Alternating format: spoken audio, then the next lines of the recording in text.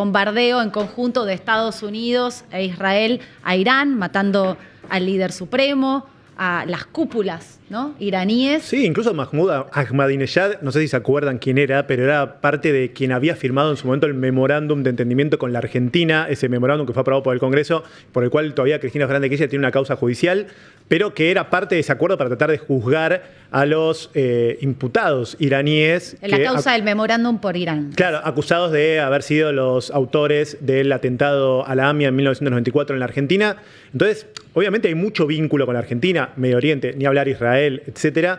Pero además, ya hablamos de las consecuencias económicas, pero sobre todo lo que estaba bueno es tratar de entender justamente qué es lo que está pasando, cuáles son las últimas noticias. Y para eso tenemos una gran columnista que se suma al equipo, a quien conozco, por supuesto, el año pasado, que es Cami Valero. Cami, bienvenida a Cuentas Claras. ¿Cómo andás? Bienvenida, Cami. Muchas gracias. Feliz estreno. Sí, gracias. Para vos también, feliz estreno. Feliz estreno, por favor, me encanta. ¿Qué días vas a estar acá en el stream? Los lunes. Espectacular. Voy a estar un rato los lunes, así que nos vamos a ver una vez por semana. Lindísimo Excelente. tenerte acá. Ya te vamos a escuchar analizando todo lo que está pasando. Qué gran día para arrancar además. Sí, total. Terrible. Vino Vamos a para el tratar de estreno bajarlo esto. un poco a la tierra, pero tenemos un analista internacional de lujo. Sí, está Kevin Ari Levin, que es alguien que viene siguiendo mucho las alternativas. Qué fea palabra, alternativas. Todo Y que lo viene sucediendo. obligaste a venir, además. Que lo obligué a venir. Lo amenazaste. Me dijo, tengo un Zoom. Ok, cancela el Zoom. Y me dijo, perfecto, lo cancelo. Y así está acá. Así se invita a la gente a nuestro programa. ¿Qué tal? Me hicieron una oferta que no pude rechazar. Gracias por la invitación. Más te vale. No, bueno, empezamos con Cami un poquito. Cami, contanos un poquito qué está pasando. Lo más fácil posible. Lo más fácil posible. Bueno, bastante compleja la situación para el fácil, pero no, para que todos entendamos y creo que estemos en la misma página. El sábado, acá en Buenos Aires, amanecimos con la noticia de que Estados Unidos e Israel habían hecho un ataque en conjunto a Irán. ¿Sí? Y con ya los discursos, porque habían sido durante la madrugada de acá de Argentina, tanto de Donald Trump como de Benjamin Netanyahu, diciendo que el objetivo por el cual hacían este ataque en conjunto era para controlar el acceso de Irán a las armas nucleares. Eso después, con el pasar de los días, fue un poco cambiando en su discurso para también sumarle el cambio de régimen, ¿no? Claro, que es algo que dijo Donald Trump ayer. Claro. Ahora, o lo de sea, las armas nucleares venía desde la advertencia del argentino Rafael Grossi, ¿no? Que dijo, se están enriqueciendo en uranio. Venía. Eso es algo que también se conoció. También hay que... la razón de controlar el acceso de Irán a armas nucleares fue también el justificativo de la guerra de los 12 días de junio del año pasado, Claro. en donde Israel e Irán entraron en conflicto, en donde Estados Unidos también había bombardeado las bases nucleares. En este caso, si bien la información va cambiando un poco minuto a minuto y hay mucha gente mirando qué es lo que está pasando y qué es lo que pasó el sábado y desde entonces, porque siguieron los bombardeos y lo que pasó es que... Siguen ahora, ¿no? Sí, siguen en este momento. Irán... respondió a este ataque de Estados Unidos a Israel bombardeando las bases militares estadounidenses en ciertos países de Medio Oriente, de Bahrein, de Qatar. Hoy, por ejemplo, atacaron a una de las plantas de energía, de petróleo, una de las compañías que sacó incluso un comunicado diciendo que iban a cesar su producción y eso representa el 25% de la producción de petróleo mundial. También hay un cierre del canal de Hormuz, que es por donde pasa en esa zona muchísimo del petróleo que llega a otros países. Incluso China salió a decir que apoyaba a Irán porque el canal de Hormuz le provee de muchísimo petróleo a China también. O sea, estamos en un momento, creo, geopolítico de tensión total, que no se sabe para dónde va a disparar, en donde Europa también entra en el conflicto. Porque, ¿Y Rusia, perdón? bueno, Rusia... Ahora lo vamos a tratar, pero esto de Chipre, que es para meter a Europa, si querés, hoy se conoció que Keir Starmer, el primer ministro británico, le otorgaba el acceso a la base militar británica que está en Chipre a Estados Unidos.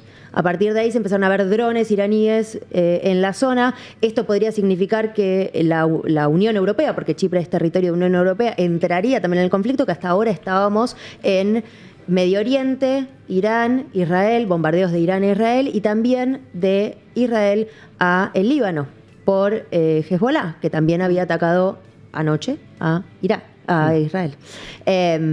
Hay conflicto por todas partes. ¿Por qué? Creo que Kevin también nos puede ayudar. Sí, total. Ahí va. No, un poco a Kevin, todo el... ahí me parece que está la pregunta de que primero que buscó Estados Unidos e Israel con este ataque, ¿no? Porque, digo, en el ataque, vamos a ver, pongo un ejemplo. Cuando está el, digamos, no sé cómo llamarlo, secuestro, detención de Nicolás Maduro, en ningún momento Trump menciona la palabra democracia, la palabra que la gente se rebele. La libertad de los ciudadanos. No parece eso en el discurso, por más que uno puede interpretar que puede estar eso de fondo, pero sería mera interpretación. Acá sí. ¿No? Sí. Acá quedó claro que este es el momento. Derroquen el régimen. Sí, Trump dice, este es el momento para que la gente salga a las calles y no va a tener una mejor oportunidad que esta, con un gobierno de los Estados Unidos apoyándolos. Digo, ¿busca eso realmente? ¿Es novedoso que busque eso Donald Trump? A ver, hay un contexto internacional que me parece que es favorable para un tipo de operación que muchos veían venir hace tiempo, pero que ahora están dadas las condiciones. ¿Por qué? 2 años y medio de guerra en el Medio Oriente, guerra fuerte en varios frentes, 7, 8 frentes diferentes. Vimos la caída o el deterioro muy grande de varios aliados de Irán en la región, particularmente de Hezbollah, que ahora está presente en la guerra, pero que es una sombra de lo que era hace 1 año y medio. Y eso es un dato importante. Por otro lado está el presidente de Venezuela, donde tal vez muchos hubiesen esperado una reacción de la comunidad internacional bastante más fuerte, y eso permite que Trump, de alguna forma, empiece a poner en práctica una nueva doctrina con respecto a la política internacional, que es básicamente hacer uso de la fuerza, dejar de lado todo organismo multilateral, la diplomacia y demás. Igual eso ya venía desde antes de Trump, ¿o no? Sí, pero tal vez no en este sentido de, bueno, el secuestro de un presidente, ahora No, el asesinato de un jefe de Estado. Sí, que, la falta de respuesta internacional, ¿no? Ante exactamente. eso, porque creo que eso es lo Frente a llamativo. Venezuela no pasó nada, esto ya es un precedente que permite que Irán pase. Y lo que vimos las últimas semanas fue que Estados Unidos fue gradualmente abandonando la perspectiva por la cual el problema de Irán iba a ser resuelto por la vía diplomática. La semana pasada cayó la segunda ronda de negociaciones, sobre todo basadas en el programa nuclear iraní. Acá tenemos igual cierta paradoja. En junio, Trump y Netanyahu dijeron que la guerra había sido un éxito, que el problema nuclear iraní no era una amenaza durante generaciones en el futuro, y acá 8 meses después empieza una guerra nueva y creo que... Y más larga, dicen. Y que Trump probablemente... va a durar Trump 4 dice semanas. 4 semanas, tal vez menos, tal vez más. Ahora, ¿cuánto influye? Me gustó mucho una editorial que hay de el New York Times sobre digamos, no se puede pensar esto sin pensar que hay elecciones en Estados Unidos y que a Trump le bajó la popularidad. Sí. Y hay algunos que dicen, bueno, esto lo puede ayudar, y otros que dicen, esto lo puede perjudicar, porque le dicen, enfócate en la política doméstica, que no nos está yendo tan bien, por ejemplo, con la economía. Tal cual. ¿Qué miras vos de hasta qué punto tiene que ver esta decisión de Estados Unidos el año electoral? Yo creo que eso juega un rol. También Israel está en año electoral y esto sin duda favorece a Netanyahu en las encuestas, pero la realidad es que esto es un planteo que Israel viene haciendo hace tiempo. Es decir, la idea de que todo lo que hace el gobierno iraní en las negociaciones es comprar tiempo, es estirar las negociaciones, que nunca van a entregar su uranio enriquecido, que nunca van a entregar sus misiles, porque ahora el tema de los misiles convencionales de Irán también aparece como una preocupación central, y la idea de que hace falta un cambio de gobierno. Ahora, que maten al ayatolá no significa necesariamente el fin de la República Islámica. No es un régimen personalista que no tiene un mecanismo de sucesión. Claro, ahora, una cosa es el líder y otra cosa es lo que pasa después en Irán, otra es el ¿no? sistema. Lo mismo que pasó en Venezuela, que decís, bueno, lo sacaron a Maduro, Exactamente. pero hay democracia hoy en y Venezuela. atrás de él hay una asamblea de clérigos y hay una guardia revolucionaria islámica, de la cual también sacaron al líder, pero que de todas formas sigue intacta, y creo que los próximos días vamos a ver quién es el sucesor del ayatolá. También se ve, perdón, la parte religiosa se ve en todas las protestas también que salieron, no solamente en Irán, sino también en otros países de religión chiita a protestar. Y si uno veía las imágenes de las protestas, quizás lo que llama la atención es la conmoción de la gente en llanto. No era solamente una protesta política, ¿no? No, O tal en cual. contra. Emocional. Era algo emotivo. Claro. Sí. Y eso tiene un peso distinto a que podamos pensar en el secuestro de Maduro. Sí, y ahí creo que en cuanto a la también... figura, ¿no? Ahí creo que también tenemos un factor clave de por qué ahora. Evidentemente hay una convicción de que después de los últimos meses de protesta y represión en Irán, la muerte del ayatolá Jamenei implica que va a ser reemplazado por una figura no tan carismática, y eso rompe la estabilidad del régimen. Y eso creo que es lo que finalmente Israel consiguió persuadir a Estados Unidos de que era conveniente para la agenda de ambos países. Israel hace rato que entienden que un Irán que mantiene su sistema político es una amenaza con la que no se puede convivir.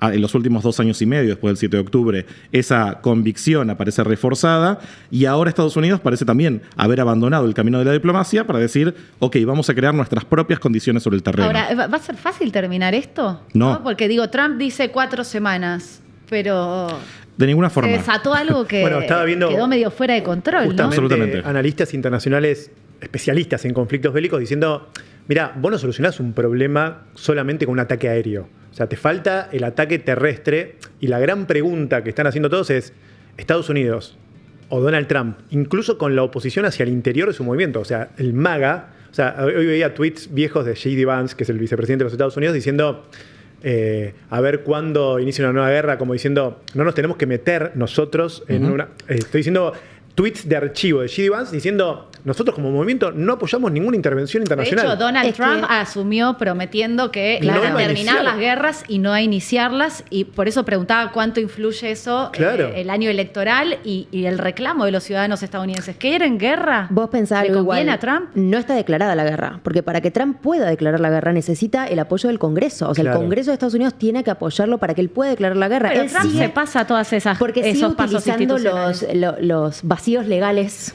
Claro. Por eso la utilización de las palabras que él hace en los discursos es tan importante. Porque dependiendo de la palabra que utilice y de cómo justifique el accionar, es si él como presidente tiene poder para poder hacerlo o no. Bueno, y de hecho, a ver, en otro plano, que nada que ver, la Corte Suprema le puso límites a Trump, ¿no? Cuando hablamos de los aranceles. Sí. Por eso digo, saltearse las instituciones en un año electoral donde hay muchos reclamos en materia económica adentro de los Estados Unidos, no sabemos si no es un arma de doble filo para la figura de Trump en estas elecciones, ¿no? Sí, lo que está claro es que no hay ningún historial de una guerra de cambio de régimen, si se quiere, que se resuelva mediante bombardeos aéreos.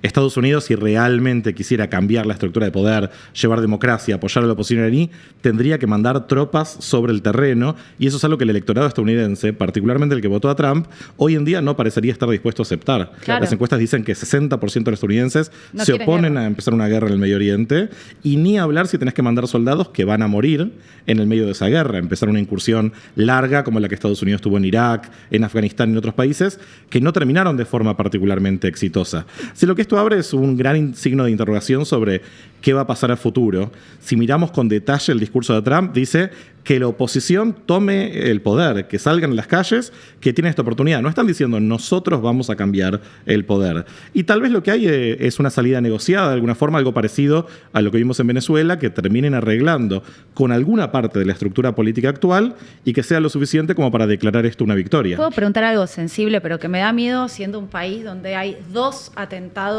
impunes, ¿no?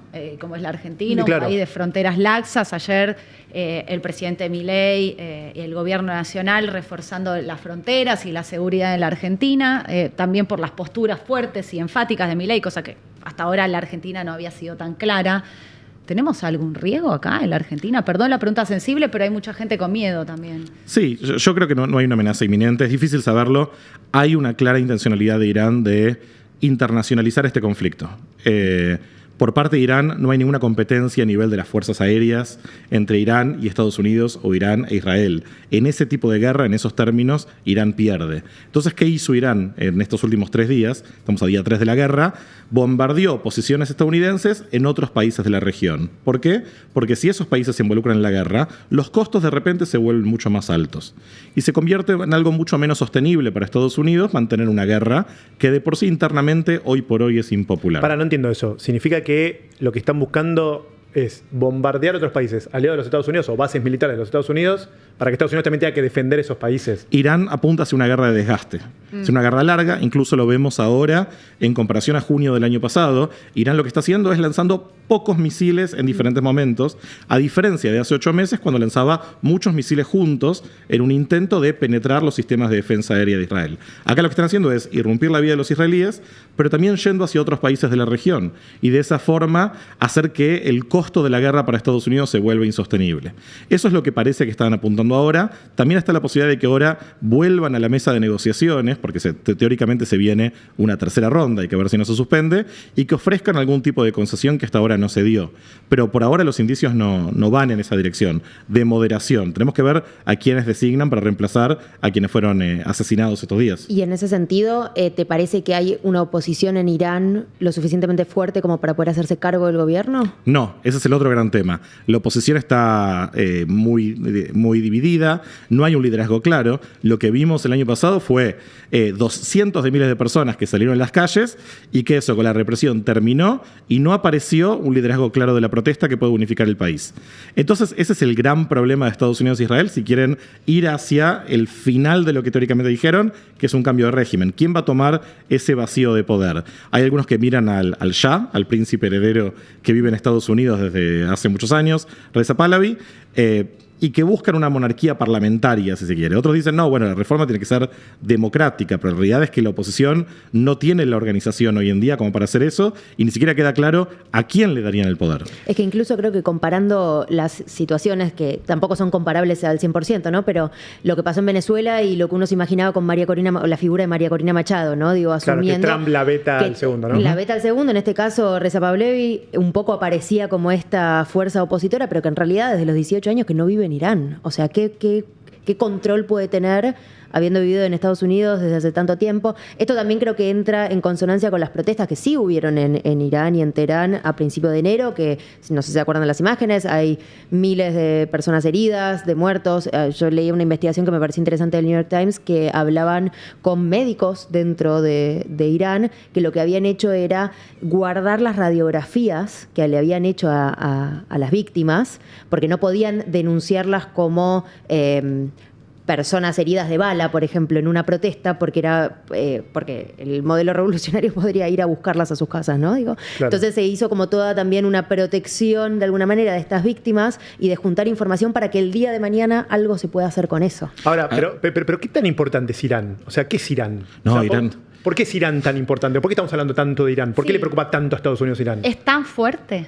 Irán es un país importantísimo en la región. Primero estamos hablando de un país enorme. ¿Por lo nuclear o por...? No solamente. ¿Petróleo? En primer lugar, es un país de 90 millones de personas. Ubicado en una zona de interés estratégico, con salidas a 2 grandes mares, con la capacidad de bloquear el estrecho de Hormuz que ustedes mencionaron, por donde pasa... El estrecho de Hormuz, contá un poco dónde está. Fanático del estrecho de Hormuz. La salida hacia el sur de Irán es hacia el Golfo Pérsico, ¿sí? Es una zona de agua que está compartida por varios países. Alrededor de ese golfo está la mayor reserva que conocemos de hidrocarburos. De petróleo, también mucho gas natural. El gas ahora es un poco menos importante porque hay fracking, Estados Unidos está menos dependiente de las importaciones, pero el petróleo sigue siendo un factor importantísimo en nuestras economías. Como el estrecho de Hormuz pasa por la costa sur de Irán, Irán con pocos barcos de guerra tiene la capacidad de bloquear esa salida, por donde sale no solo el petróleo iraní, sino también el petróleo de Kuwait, de Emiratos Árabes, de Qatar, de Bahrein. Es decir, tiene la posibilidad de afectar a muchos países. Es además un país que tiene su significado religioso. En Irán está la mayor comunidad chiita del mundo. El Islam chiita corresponde más o menos a 15% de los musulmanes del mundo. En algunos países la comunidad chiita, si bien no son mayoría en muchos lados, solamente en 3 países, la comunidad chiita está presente en muchos países a lo largo del Medio Oriente y también del sur de Asia.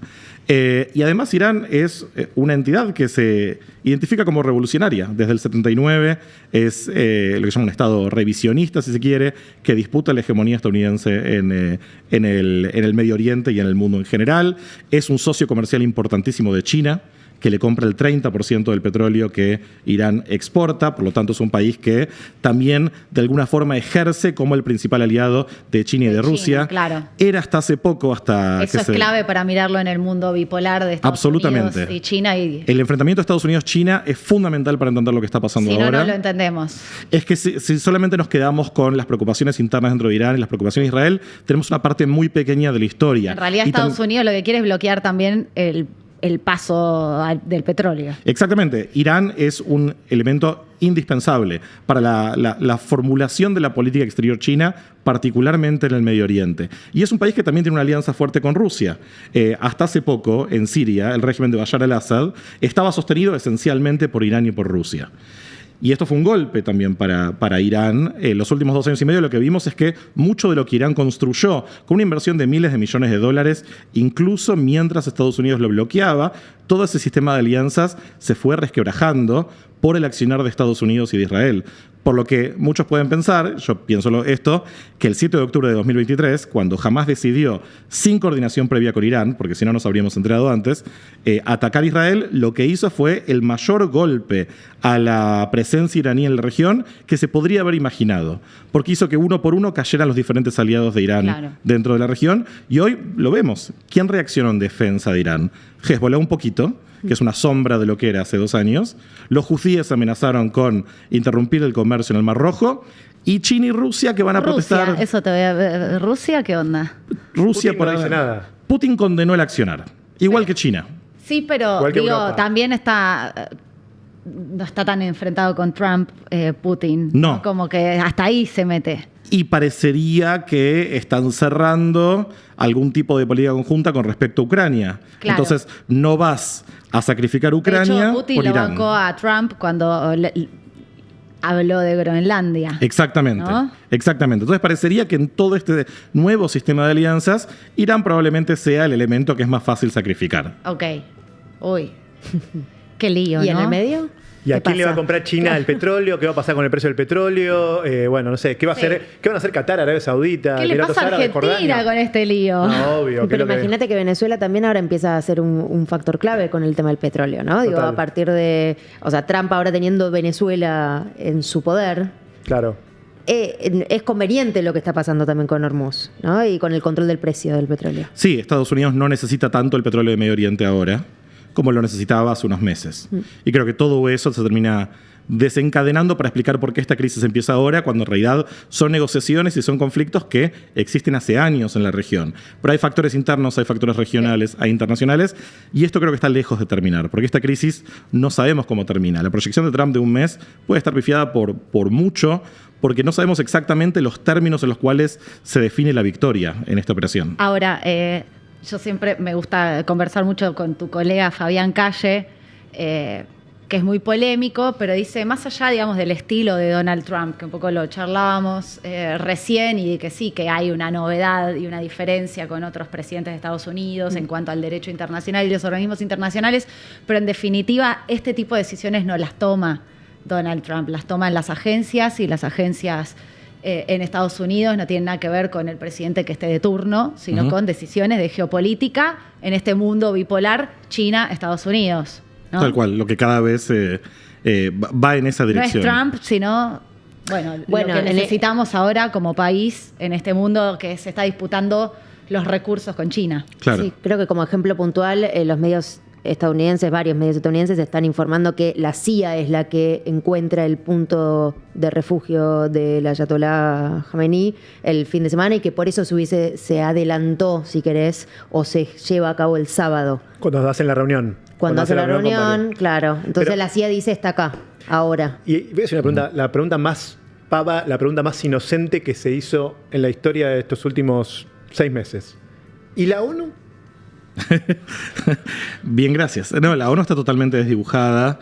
Está claro que Trump también está intentando armar una ONU paralela, una ONU Blue, si se quiere, que es esta Junta de la Paz. Sí, que es una mezcla de ONU y OTAN. Exactamente, pero que también está muy manejada por Decisiones. las decisiones personales de Trump. O sea, Trump es el presidente de por vida de esa Junta de la Paz y solamente va a ser reemplazado cuando él lo decida. Y hay varios países que decidieron sumarse a esto. Porque la política internacional está en la cabeza de Donald Trump en estos momentos. No está en la ONU, no está en la Secretaría de Seguridad, no está en los debates. O en de- las agencias también. Por eso te digo que hay que ver, porque también hay candidatos, hay elecciones en la ONU, y se puede reperfilar la ONU, ¿no? Cambiar sus funciones. Sí, pero hay que ver cuánto puede hacerlo si perdió todo el apoyo de Estados Unidos y de sus principales aliados, que ya descreen de esas instituciones. Creo que lo que estamos viendo es un paso más hacia el final de esa diplomacia multilateral que nos dejó la mitad del siglo XX en adelante, que no pudo resolver varias de esas crisis, y Trump lo que está diciendo es: mientras todavía Estados Unidos tiene rasgos hegemónicos que mantener, vamos a usarlos y redibujar las relaciones internacionales de acuerdo a los intereses estadounidenses. Fueron más diseñados esos organismos cuando Estados Unidos era el hegemón, ¿no? Y era una potencia ganó. emergente. Siempre tuvo poder de veto y lo sigue teniendo hoy Estados Unidos. Pero en estas compartido. organizaciones. Compartido. Yo creo que durante enero, después de lo que sucedió en Venezuela, un poco se pudo ver que no solamente para Trump y Estados Unidos estas organizaciones no tienen poder, sino que en los distintos congresos de presidentes y primeros ministros, incluso se hizo muy conocido el discurso del primer ministro canadiense, en donde lo que planteaba era un poco esto, era, bueno, no solamente para Estados Unidos que descree, o a Trump como figura, descree de estos organismos, sino que ya nos damos cuenta todos que no está funcionando. ¿Qué vamos a hacer con esto? ¿Vamos a crear otros organismos nuevos, paralelos, en los cuales creemos y consideramos que son válidos, o cada uno hace la suya? Que es un poco la discusión, ¿no? Total. Uy, ¿cuántas cosas miedo. para seguir conversando? Qué miedo este mundo. Cuánta incertidumbre en realidad, ¿no? Porque sí. por ahí miedo es una palabra que quizás asusta y está bien en este contexto, pero creo que la gran palabra es la incertidumbre, No, ¿no? además que nunca es lindo ver guerras, ¿no? En No, creo definitiva, que como- Nunca, y creo que Pero no esto- se dice mucho hoy. No sé, no está como muy de moda el discurso de che, paremos las guerras. Nadie se junta, ¿no? Como a A decir. mí me da miedo, sobre todo, yo de nuevo digo, es como... no sé, las guerras empiezan y nunca uno Nunca sabe terminan. dónde terminan y Total. de qué manera. Ahora, es interesante porque venimos, si se quiere, Estados Unidos está en guerra básicamente desde septiembre del 2001, sin interrupción, en algún lugar del planeta. Claro, Estas imágenes que vimos el fin de semana de bombardeos en tantos países a la vez y una situación de alerta, de alarma y de proyecciones posiblemente catastróficas en tantos países a la vez. Arabia Saudita, Kuwait, Jordania, Irak, Irán, Bahrein. Es algo que no vemos, tal vez de principio de los 90 con la invasión iraquí de Kuwait, la posibilidad de escenarios catastróficos que se manejan con este nivel de seriedad.